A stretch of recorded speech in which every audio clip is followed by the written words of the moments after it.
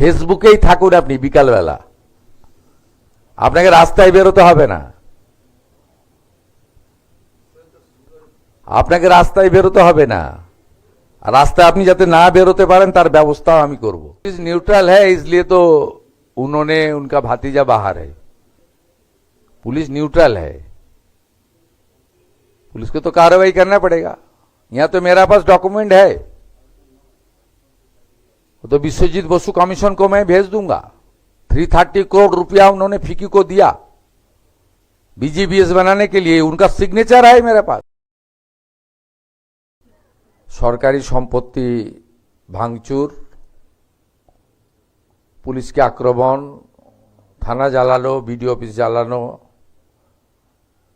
কদিন আগে করিমপুরে গিয়ে ইলেকট্রিক অফিসে লাইন কেটেছিল, সেখানেও অ্যারেস্ট করেছি এবং ক্ষতিপূরণ আদায় করব। তার আজকে আমরা রাজ্যপাল মহোদয় সই হয়ে যাওয়ার পরে আজকে রুল জারি করলো পশ্চিমবঙ্গ সরকারের পক্ষ থেকে। গুন্ডা দমন অ্যাক্টের একটা পার্ট এটা কার্যকর হয়ে গেল, আর একটা পার্ট রাষ্ট্রপতি মহোদয়ের কাছে আছে। এটা একটা মেন পার্ট, এটা আজ থেকে কার্যকর হয়ে গেল, মানে রুলস আমরা করে দিলাম। থার্ড হচ্ছে নিউ টাউনে আমাদের আদানি গ্রুপ, আপনারা জানেন করোনা আদানি আমার সঙ্গে মিট করেছিল। নিউ টাউনের ওরা 2000 বেডের হসপিটাল করতে চায়,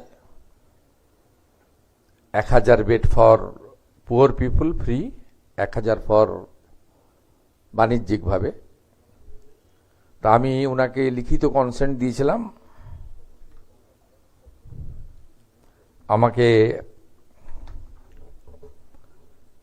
মাননীয় গৌতম আদানি চেয়ারম্যান গ্রুপ, তিনি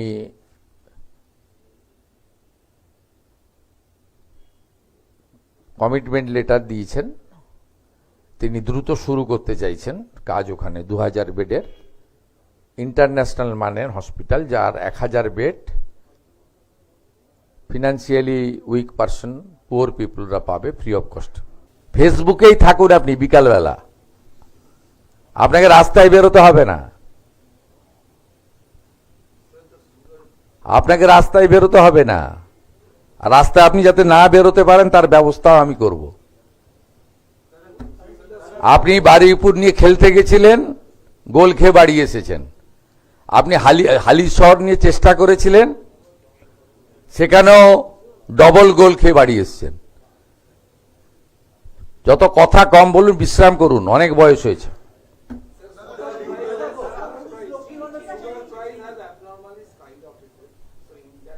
বাংলা শেষ করি বলছি,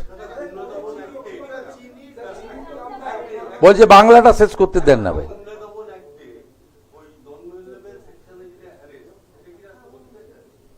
দুটো পার্ট ছিল, এই 12 মাসের যে ডিটেনশনটা রাষ্ট্রপতি মহোদয়ের ফাইনাল অ্যাসাইনমেন্টের জন্য আছে, ওটা আমরা হোপফুল এসে যাব। ল থেকে ক্লিয়ার হয়ে গেছে, আমরা খবর পেয়েছি।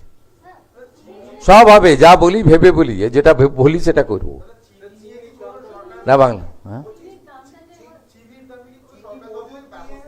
আজকে আমাদের দুটো মিটিং ছিল। দ্বিতীয় মিটিংটা ফুড ইন্সপেক্টরদের নিয়ে। আপনাদের তো রং খাওয়াচ্ছে সব, ভেজাল দেখতে পাবেন। আর ক্রেতা সুরক্ষা নিয়ে আমরা একটা মিটিং করেছি। 1 থেকে 7 তারিখ ক্রেতা সুরক্ষা সপ্তাহ চালু হচ্ছে। আমরা টাস্ক ফোর্স ইনঅ্যাক্টিভ হয়ে গেছিল, যা হয় সরকার চেঞ্জ হয়েছে, সেই টাস্ক ফোর্সকে সব অ্যাক্টিভ করা হয়েছে। এবং আপনার রাইস মিল এবং চিনির তাদের যারা মজুদদার, তাদের বিরুদ্ধে অ্যাকশন নেওয়ার জন্য আজকে আমি চিফ সেক্রেটারি আমরা থেকে মিটিং করেছি। 2-3 দিনের মধ্যে আশা করছি সব আপনার ঠিকঠাক হয়ে যাবে। এটা ঠিকই ছিল, এই আপনার 2 সপ্তাহ একটু গন্ডগোল করেছে। এটা 48 টাকা রেটেই ছিল, কিন্তু এই আমরা অ্যাসেস করেছি 2 সপ্তাহ আগে 58, আর এই 2-3 দিন হলো 68। কন্ট্রোল করে দেবো আমরা পেয়ে গেছি, লিকেজ কোথায় আছে পেয়ে গেছি। এখানে হবে না সুযোগ, স্ট্রং গভর্নমেন্ট আছে, হিউজ ম্যান্ডেট নিয়ে গভর্নমেন্ট কাজ করছে। আর এসব কথা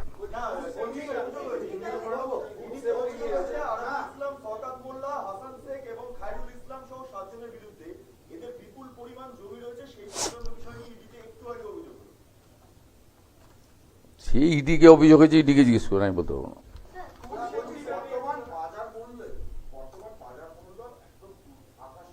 না, সব জিনিসের নয়, যেখানে হয়েছে ব্যবস্থা হচ্ছে। আমরা আজকে করেছি ক্রেতা সুরক্ষা সপ্তাহ হবে এবং আমাদের ইবিকে স্ট্রং করা হয়েছে। এগ্রি মার্কেটিং, কনজিউমার অ্যাফেয়ার্স সব দপ্তরের সমন্বয় হয়ে গেছে। না না, পুরনো নামে হবে না, সরকারি আধিকারিকরা কাজ করবেন, করা হয়েছে এবং বিশেষ ক্রেতা সুরক্ষা সপ্তাহ পালন হচ্ছে 1 সেপ্টেম্বর থেকে 7 সেপ্টেম্বর। টাস্ক ফোর্স তৈরি করা হয়েছে আপনার 72টা সাব ডিভিশন স্তরে আর 35টা পুলিশ কমিশনারেটে ডিসি স্তরে। আমাদের 35টা ডিসি জোন রয়েছে, মানে 7টি যে কর্পোরেশন এলাকা, মানে এখানে কমিশনারেট শিলিগুড়ি, আসানসোল, কলকাতা সহ, হ্যাঁ, এখানে 35টা আছে আর 72টা এসডি অফিস আছে। 72টা এসডিওর ক্ষেত্রে টাস্ক ফোর্সের চেয়ারম্যান করা হয়েছে এসডিওদের, তার সঙ্গে থাকছে এসডিপিও, এসসিএফএস, এগ্রিকালচার ডিপার্টমেন্টের একজন লোক আর কনজিউমার অ্যাফেয়ার্স থেকে একজন, ওয়েট অ্যান্ড মেজার্সের একজন অফিসার। আর 35টা ডিসি স্তরে পুলিশের ডিসিদেরকে হেড করা হয়েছে, তাদের সঙ্গে কর্পোরেশনের প্রতিনিধি, এগ্রি মার্কেটিং, কনজিউমার অ্যাফেয়ার্স, এই দপ্তরগুলোর সঙ্গে থাকছে। এরা কাজ শুরু করবে, বুঝিয়ে দেওয়া হয়েছে কাজ।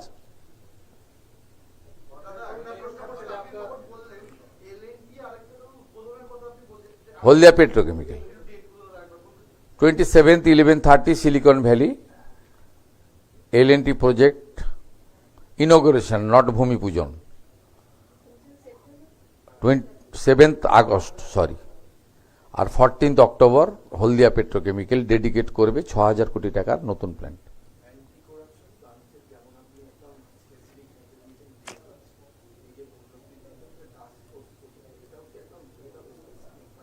দেখতে পাবেন, কথা কম, কাজ বেশি করা উচিত।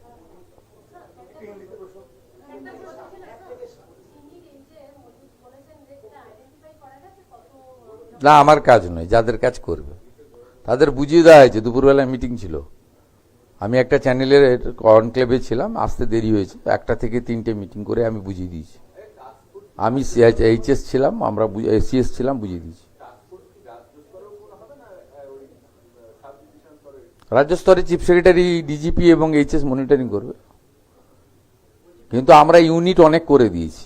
এইসব জিনিসকে কন্ট্রোল করতে গেলে মানে অনেক নিচের লেভেল অবধি করা উচিত, তো ব্লক লেভেল অবধি করা উচিত। অতদূর ইনফ্রাস্ট্রাকচার ম্যান পাওয়ার নেই বলে আমরা এই আপনার 72+35 107 ইউনিট করেছি, ভালো হবে এটাতে। প্লিজ ওয়েট, প্লিজ ওয়েট, আপনি একটু ওয়েট করুন না, 4টে ভিডিও দিচ্ছি, দেখে নেন,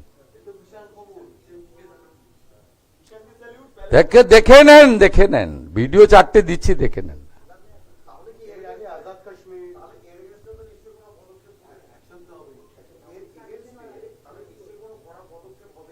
কি করবো আপনাকে বলে করবো নাকি?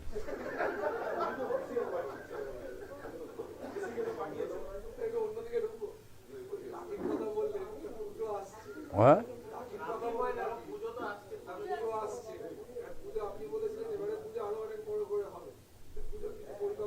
পুজোর প্রস্তুতি মিটিং আছে 7 তারিখে সেপ্টেম্বরে, ওই দিন শুনতে পাবে, সব আগে থেকে বলে দিলে সে পুলিশ আর আপনার তথ্য সংস্কৃতি আধিকারিক ঠিক করবে। একটা ব্যবস্থা থাকে তো, সব যদি সিএম করে, আগে সিএম তো একাই পোস্ট ছিল, বাকি সব ল্যাম্প পোস্ট, এখন তো একটা সিস্টেম ব্যবস্থা আছে, আধিকারিক আছে, দপ্তর আছে, তারা কাজ করবে, সবাই মিলে করবে। ওই দিন জানতে পারবেন, অক্টোবরের 2nd উইকে পুজো, তো তারপরেও। আর 7ই সেপ্টেম্বর বলবো, এত তাড়াহুড়ো করছেন কেন? হ্যাঁ, দেখুন, আমি তো কোনো জনকল্যাণমুখী স্কিম বন্ধ করিনি। আমি তালিকা ভেরিফিকেশন করছি। যেমন আপনার এখানে 154 জন ওই 2000 টাকা করে পেনশন পেতেন সাংবাদিক, আমি তালিকা ভেরিফিকেশন করেছি, কিছু ফল্ট বেরিয়েছে অল্প, তাদের বাদ দিয়ে বাকিদেরকে টাকা 4 মাসের টাকা ঢুকিয়ে দিয়েছি। এই মাস থেকে 5000 টাকা করে পাবেন তারা। বাকি রিটার্ন লোকেদের অ্যাপ্লিকেশন করতে বলেছি। অ্যাক্রিডিটেশন কার্ড নিয়ে যে মনোপলি ছিল সেটাও ভেঙে দিয়েছি।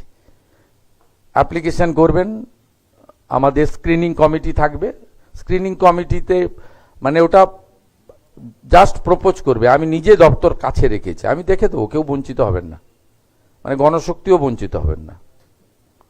তার সঙ্গে এখন দুটো কাগজ তো এক জায়গা থেকে ছাপা হচ্ছে, তারাও বঞ্চিত হবেন না, যারা যাদবপুর নিয়ে খুবই চিন্তিত। আর বাকি আপনার কি থাকলো, আমরা আয়ুষ্মান ভারতে সব সাংবাদিককে যুক্ত করব। যদি কেউ ক্রাইটেরিয়া আটকে যায়, মুখ্যমন্ত্রী স্বাস্থ্য বিমাতে সবাইকে কভার করে দেবো 100%। আপনি দেখেছেন যে আমি ওই কন্যাশ্রীর নাম চেঞ্জ করেছি, কন্যা রত্ন করেছি, এবং আগের সরকার 1000 টাকা করে দিত, এবারে ঢুকিয়ে দিয়েছে 1000 টাকা, 20,13,000 মেয়েকে 27 থেকে তাদেরকে ডবল করে দিয়েছি, 2000 করে দিয়েছি। আগের সরকার 60,000 টাকা করে দিয়ে গিয়েছিল বাড়ির জন্য প্রথম কিস্তি, আমি এসে দ্বিতীয় কিস্তির টাকা দিয়ে দিয়েছি। আগের সরকার, ভারত সরকারের 800, নিজেদের 200 দিয়ে 1000 টাকা বার্ধক্য বিধবা এবং প্রতিবন্ধী ভাতা মানে দিব্যাঙ্গ ভাতা দিত, আমি তাদের আপ টু ডেট করে দিয়েছি জুলাই পর্যন্ত, এবং আগস্ট মাস থেকে তারা 1,500 টাকা করে পাবেন। আমাদের কমিটমেন্ট ছিল 2000 টাকা, সেটা আমরা করব। আগের সরকারের কাছে করা অ্যাপ্লিকেশনগুলো আমি নিইনি, আমার কাছে করা অ্যাপ্লিকেশনগুলো আমি নিচ্ছি।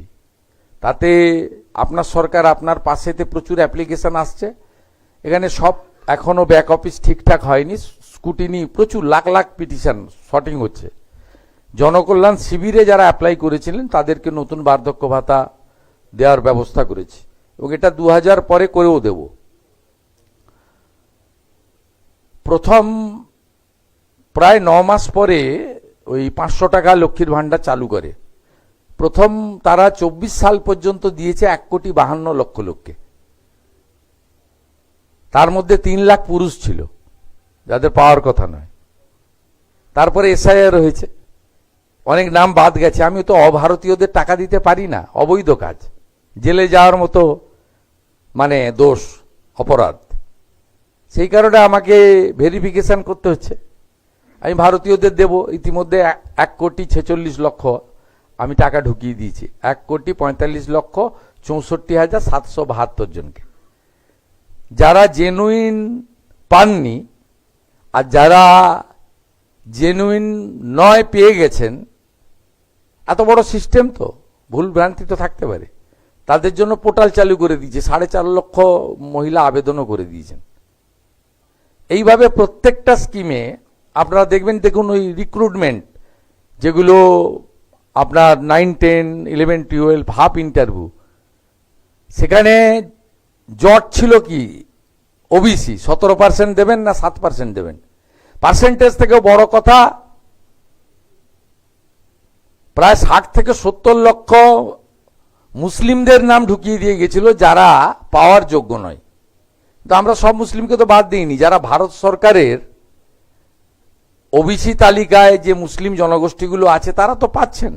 সরকার তো হিন্দু মুসলিম করে না। আপনি ভোট নেওয়ার জন্য যেটা করেছেন সেটা আমরা চেঞ্জ করেছি, করে এটা প্রথম আইন এনেছি বিধানসভায়, পরে সুপ্রিম কোর্ট 8ই জুলাই খুলেছে, লম্বা সামার ভ্যাকেশন চলে সুপ্রিম কোর্টে, ওখান থেকে এক্সিট করে এসেছি। পিএসসিতে পার্টির লোক ছিল, তাড়িয়েছি। অনিল বার্মার মতো অনেস্ট আইএএস অফিসারকে করেছি, ওনার ফ্যামিলির কিছু সম্ভবত মাতৃবিয়োগ হয়েছিল, উনি কাল থেকে জয়েন করবেন। ইন্টারভিউ প্রসেস সেপ্টেম্বরের দেখবেন লাস্ট উইক থেকে চালু হয়ে গেছে। আমরা কেউ ইন্টারফেয়ার করব না।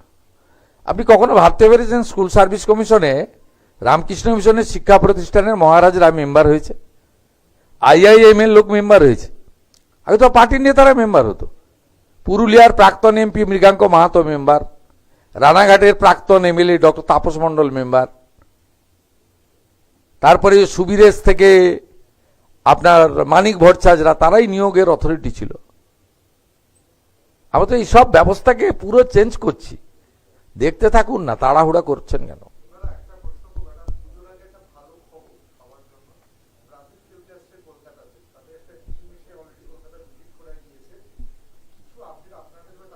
না না, অত ইন্টারফেয়ার করা উচিত না। মন্ত্রীরা কি ল্যাম্প পোস্ট নাকি? ডাক্তার ইন্দ্রনীল খাল উইল স্পিক। যে ধরনের সহযোগিতা চাইবে মুখ্যমন্ত্রীর কাছ থেকে তার দপ্তর, অর্থ দপ্তর সাহায্য করবে। যত খুশি করুন। ডুরান্ট তো খুব সুন্দর হলো, দারুণ হয়েছে, খুব ভালো করেই হয়েছে। তো সব জায়গায় আমাকে যেতে হবে, সব আমাকে করতে হবে, সব আমাকে বলতে হবে কেন? এটা টিমে কাজ হচ্ছে না, আমরা কেন সব করতে হবে? কি আচ্ছা, এটা এটা এটা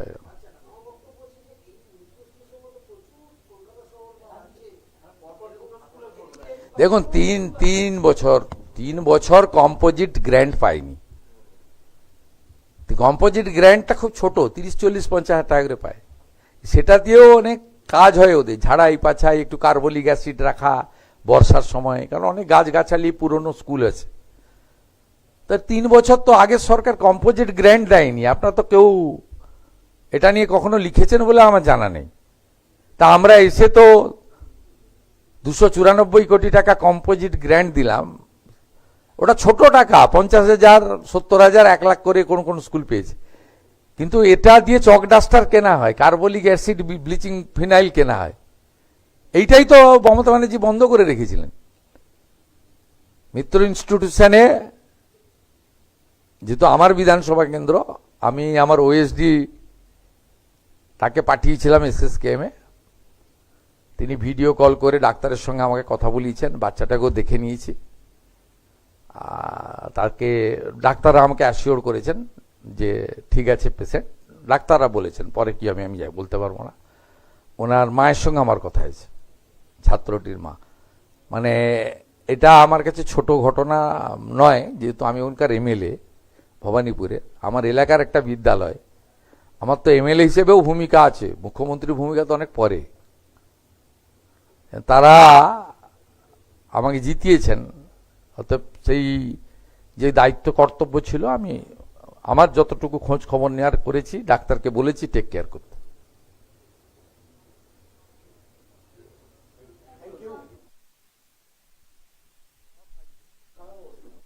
অক্টোবরের মধ্যে সারিয়ে দেবো, 10ই অক্টোবরের মধ্যে সারিয়ে দেবো। আমি আলাদা আলাদাভাবে 3টে গ্রুপ মিটিং করে নিয়েছি। PWDর করে নিয়েছি 2বার, তাদের অর্থ স্যাংশন হয়ে গেছে। পঞ্চায়েত দপ্তরকে 3200 রাস্তা সারানোর দায়িত্ব দিয়ে দেওয়া হয়েছে। UDMA-কেও তার যে পৌর এলাকার রাস্তা সারানোর দায়িত্ব দেওয়া হয়েছে। এখন বলা হয়েছে গর্তগুলো মেরামত করতে, বর্ষাটা কমলে পিচের কাজ করতে। 10ই অক্টোবর ডেডলাইন দিয়ে দেওয়া হয়েছে। সব এক্সিস্টিং রোড মোরলেস মিটে যাবে। আগামীকাল ডেকেছি পোর্ট, গার্ডেন রিচ, শিপ বিল্ডার্স, এই পোর্ট রেলের যে রাস্তাগুলো, কালকে আমি রাজনাথ সিংজির সঙ্গে যাচ্ছিলাম এই রাস্তায়, তারাতলা, গার্ডেন রিচ রোড, কালকে ডেকেছি, আমি করে দেবো কাল। Port, rail, PWD, Kolkata corporation, Garden Reach, Ship Builders, সবাইকে ডেকেছি, দায়িত্ব বুঝিয়ে দেবো। চিন্তা করবেন না, ভরসা রাখুন। না, ডেলি প্রেস করতে নেই। ফেসবুক কবে হচ্ছে আবার? কদিন পরে হলো, আবার ফেসবুক কবে হবে? আমি আসছি বিকেল 4:30টায়। আপনি আসতেই থাকুন, দেখতেই থাকুন আর ফুলতেই থাকুন।